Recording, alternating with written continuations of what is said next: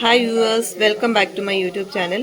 ഇന്നത്തെ വീഡിയോ എന്ന് പറയുന്നത് നമ്മുടെ വീട്ടിൽ തലേന്നൊക്കെ ചോറ് അധികം വന്ന് കാണില്ല, അതിനെ നമുക്ക് പിറ്റേ ദിവസം എങ്ങനെ യൂസ് ചെയ്യാമെന്നുള്ള രീതിയിൽ. അപ്പം ഞാൻ ആദ്യം ഒരു പാനിൽ കുറച്ച് എണ്ണ ഒഴിച്ച് കുറച്ച് സവാള ഉള്ളിയും വെളുത്തുള്ളിയും കൂടെ വേവിക്കാൻ വെച്ചേക്കുകയാണ്. ഇത് ചെറുതായി ഒന്ന് ഫ്രൈ ആയി കഴിയുമ്പോൾ നമുക്കതിലേക്ക് കുറച്ച് മുളക് പൊടിയും മഞ്ഞൾപ്പൊടിയും ഗരം മസാലയും കൂടെ ചേർത്ത് അതിനെ ഒന്ന് മുരിച്ചെടുക്കാം. അതിലേക്ക് നമ്മുടെ തലേന്നത്തെ ചോറും കൂടെ ഇട്ട് കൊടുത്തിട്ട് നമുക്ക് അത് കഴിക്കാൻ നല്ല രീതിയിൽ എടുക്കാൻ പറ്റും.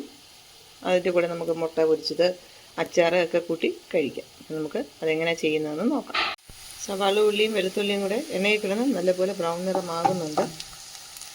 കുറച്ചുകൂടെ ഒന്ന് ബ്രൗൺ നിറമായാൽ നമുക്ക് നമ്മുടെ പൊടിവകകൾ ചേർത്ത് കൊടുക്കാം. നമ്മൾ ഫ്രൈ ചെയ്യാൻ വെച്ചത് ഈ ഒരു പരുവമാകുമ്പോൾ നമുക്കിതിലേക്ക് നമ്മുടെ പൊടിവകകൾ ചേർത്ത് കൊടുക്കാം. ആദ്യം കുറച്ച് മുളക് പൊടി, കാശ്മീരി മുളക് പൊടിയാണ് ചേർത്ത് വയ്ക്കുന്നത്. ഉപ്പ് ആവശ്യത്തിന് ചേർക്കണം. കുറച്ച് മഞ്ഞൾപ്പൊടി, ഇനി കുറച്ച് ഗരം മസാലയുടെ പൊടി കൂടി ചേർത്ത് കൊടുക്കും.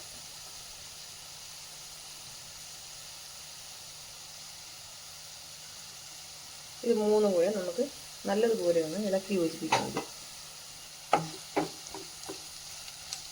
ഉപ്പ് ഞാൻ ഇതിൽ ചേർത്തിട്ടുണ്ട്. സവാള വാടാൻ നേരത്ത് അതിൽ ഞാൻ കുറച്ച് ഉപ്പ് പൊടി കൂടി ചേർത്തായി.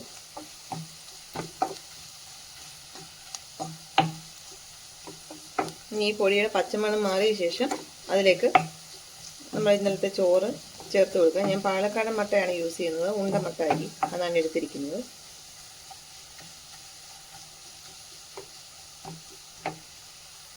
ഇനി ഇതിലേക്ക് ഞാൻ ചോറ് ചേർത്ത് കൊടുക്കാൻ പോവുകയാണ്.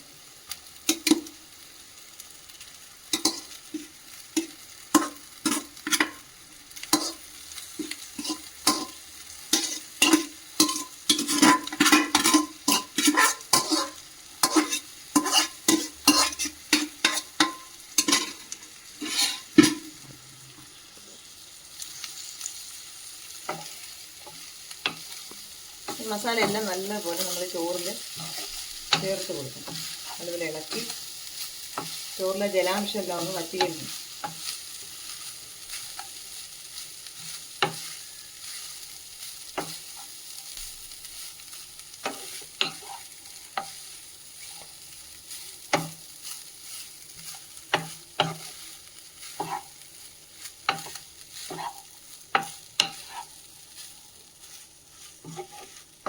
ഉപ്പ് പരുവത്തിനുണ്ടോ എന്ന് നോക്കണം.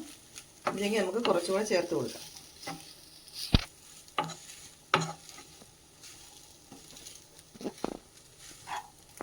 ഇനി ഒരു ഓംലെറ്റ് കൂടെ ചെയ്യാനുണ്ട്.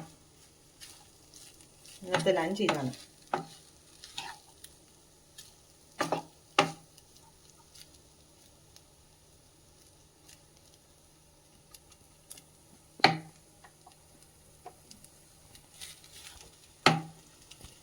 ഞാൻ ഇതിൻ്റെ കൂടെ ഒരു മുട്ട കൂടി പൊരിക്കാൻ പോവുകയാണ്. അപ്പോൾ അതിനായിട്ട് ഞാൻ ഒരു മുട്ട എടുത്തിട്ടുണ്ട്. അതേ കുറച്ച് സവാള ഉള്ളി, കുരുമുളക് പൊടി, ഉപ്പ് ചേർത്ത് കൂടെ ഞാൻ കുറച്ച് തേങ്ങയും കൂടി ചേർത്ത് കൊടുക്കുന്നു.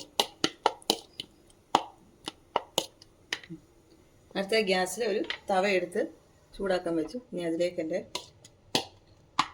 ഇത് കൂടെ ചേർത്ത്